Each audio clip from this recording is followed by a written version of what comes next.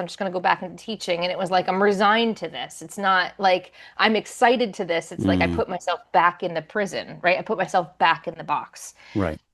And so I actually needed Hodgkin's lymphoma to help me realize that the world is way bigger. And so when I came back from Hodgkin's and I went back to my classroom, I went to the students who were struggling the most.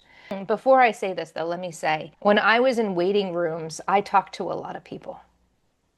And in my waiting rooms where I was waiting for the door to chemo open, and I always called it the door to hell, literally the door to hell. Mm. Like just the way you feel and how I just get dumped in a grave, like literally dumped in a grave. And it would take me about 2 weeks to crawl my way out of the grave. And then they would be like, oh, great, we're so glad you're back a little, but we're kicking you back in.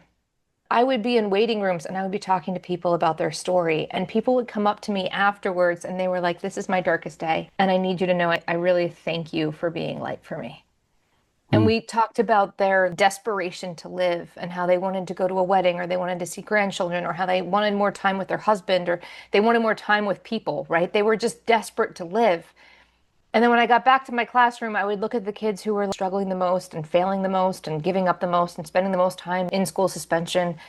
And I would sit down with them and I would say, listen, I really need to understand because I'm coming from a place where people are desperate to live. I was desperate to live.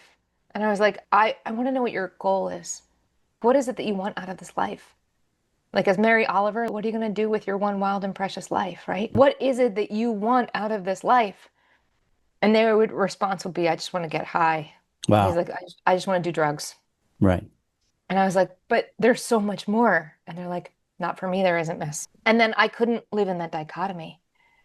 The dichotomy of people desperate to live and teenagers willing to piss it all away. I was like, I can't stay in this space. This space is no longer working for me.